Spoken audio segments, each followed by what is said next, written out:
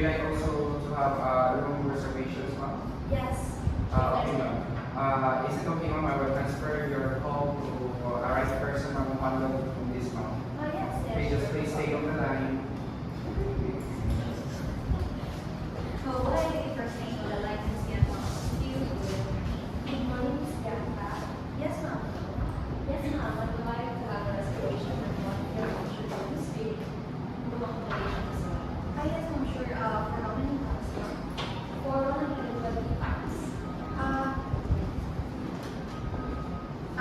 May I know what kind of event, ma'am? This is